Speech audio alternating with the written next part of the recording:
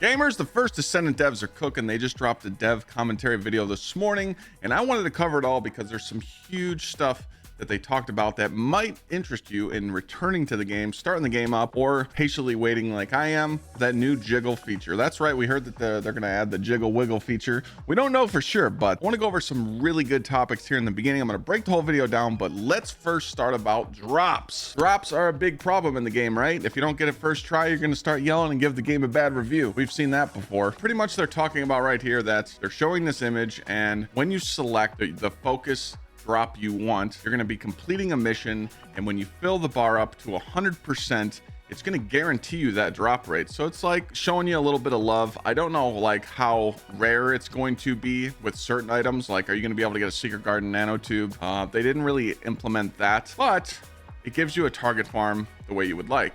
And then you have these high shape stabilizers. These are probably going to be very rare to get, but when you do get them, let's just say on a normal boss fight, when you kill the boss and you go to open up the materials, there's going to be a 6% drop rate on an ultimate glay and a 30% drop rate on blue beetle. What you're going to be able to do here is swap it. So the 6% becomes the 30% and the 30% becomes the 6%. That is going to be huge for players because some people just don't have good RNG. Some people get screwed over. I've got stuff first try, or I've had to wait 70 tries to get something. So I know that people do complain about the drop rates. They feel like they don't have time to grind the game as much. So importantly, this should help. Next, how many people, you can say, Clyde, I kept the tamer. How many people just kept their tamer and did not unlock the enduring legacy because they were told that the only way to make that gun good is to upgrade it 4 times, meaning you have to grind the weapon 5 times. Now that happens.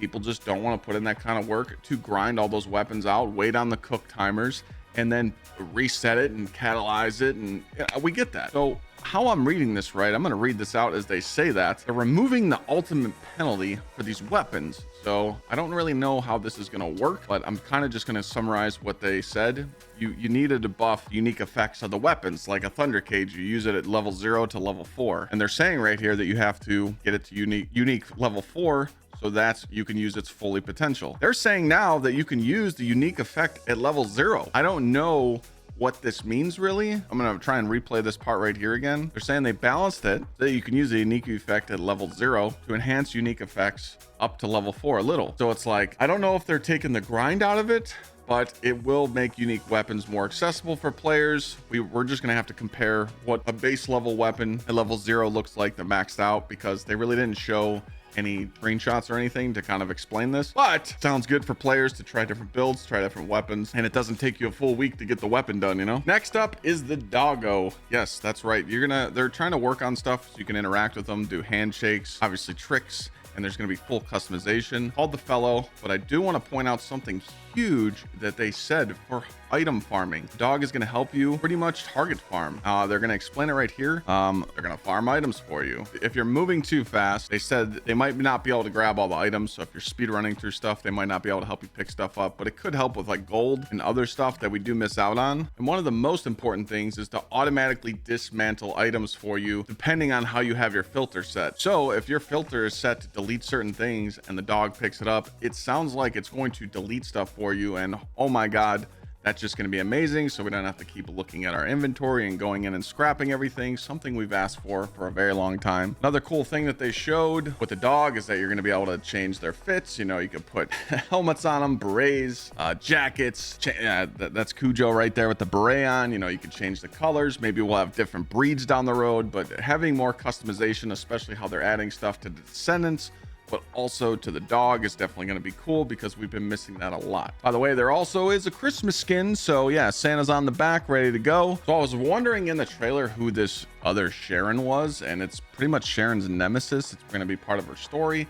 With the new ultimate character coming, she's going to sound pretty dope here. I'm going to go over some red modules that they told us about, and I think it's really going to improve her skills and pretty much give us stuff that we've wanted on the normal character with the ultimate. So ultimate Sharon's going to come with 2 red mods. One is going to be for AoE, and the first module they talked about was the area suppression. Skill module enhances Sharon's AoE abilities. You know, she lacked that for sure, like they said. You're going to be able to throw your short swords in like a 360-degree direction, like around you, which is going to be cool for like AoE builds. And on critical hit rate hits, it reduces the cooldown. So if you build high into crit, you're probably going to be able to spam this a lot, and it could be really cool setup for AoEs. The second skill has a funny name. It's called Ambush. It increases the effectiveness of stealth. And we've always wondered, what if you could reduce the cooldown of that? Well, not only is this going to give you movement speed and cooldown, but if you kill an enemy while stealth, it's going to re-trigger your stealth, which every time you come out of your stealth, you're doing more damage. This could be very, very interesting, could make some really high skill builds, and you know, like Perforator, or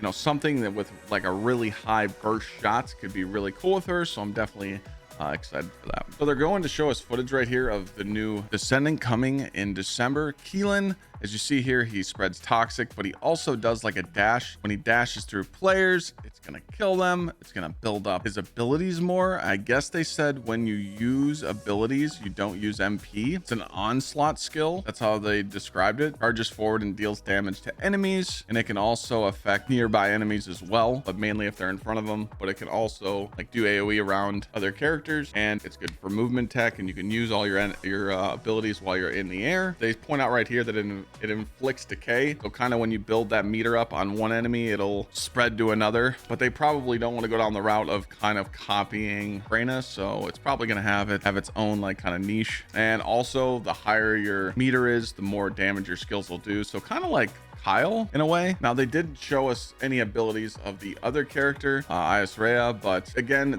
they pretty much talked about how Keelan and even Ultimate Sharon is built for the new Void Vessel dungeon. It's kind of going to be built for Endgame and certain traps, and they're kind of making it so that these characters are used for that newer content, which I think is pretty dope. We're going to be going over some skins now. This is the new Ultimate Sharon skin. You're going to be able to change those colors as well. We'll be getting to that and talking about all the skins. But yeah, the devs definitely know what they're doing here. More skin, more jiggle. Gonna work out for everybody, right? Speaking of customization on skins and builds, this is the hammer and anvil. They're just showing that when you hip fire it, it looks one way, and then when you aim down sights and shoot the slug shot, it's going to transform into something different. You'll be able to customize the skins as well. Definitely excited for this weapon, because we kind of need something that's just going to give you that big boom. But I think it's going to be used for like slower classes. I just don't know yet. Like I said before, you're going to be able to change. This is like the base skin like of Bunny. Base skins and ultimate skins, you're going to be able to shade. We were kind of hoping that they would unlock shaders permanently, but they didn't talk about it in this update. I just really think that once you unlock a paint, you should be able to use it unlimited amounts you want.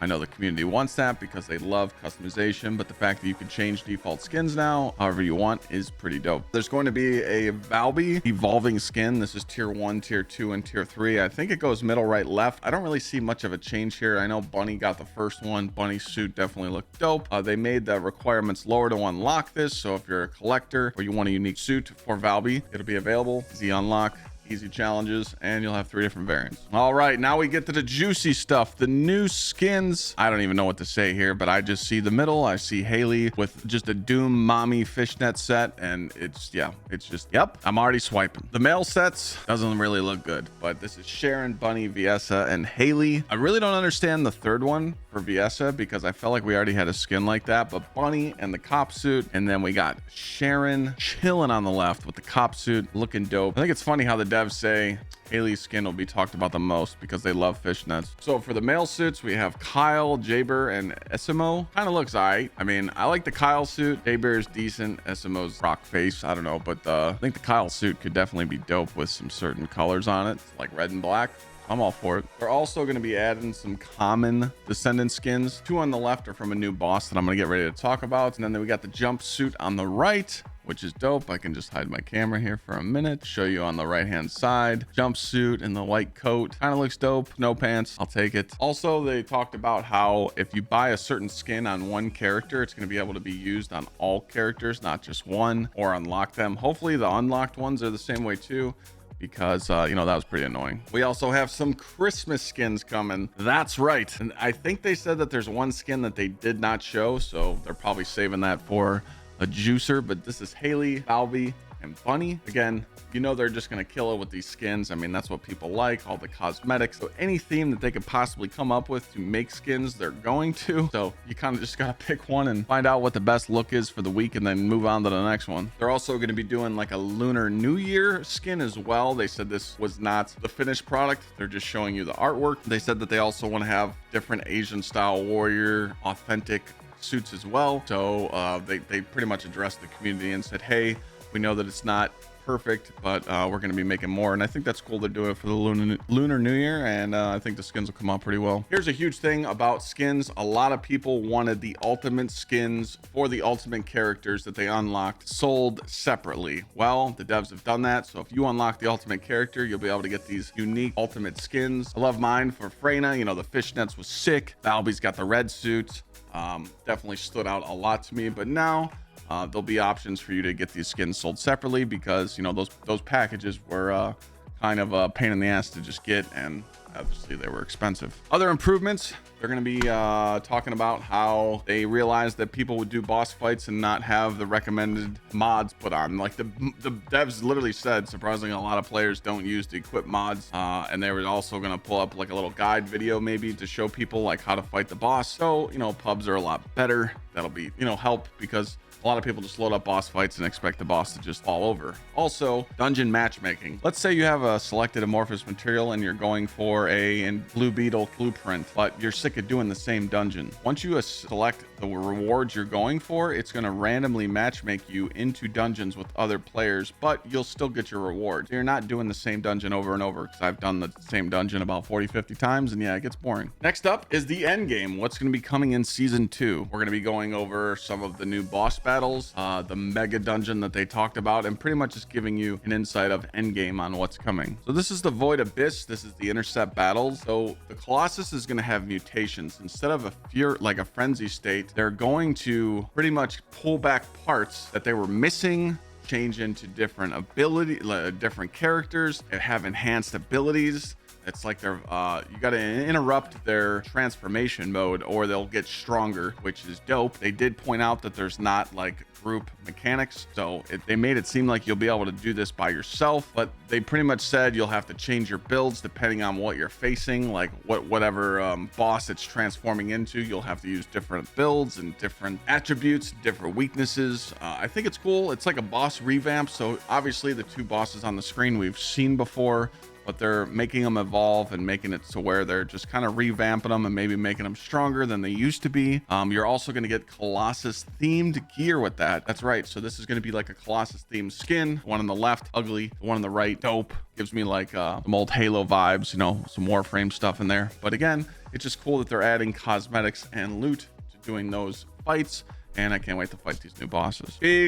Big discussion here. Is Freyna too strong? So we're kind of worried here because Freyna pretty much competes with Bunny, right? And we all knew when we made the contagion spread build that everything just died. It would almost crash your console or crash your PC.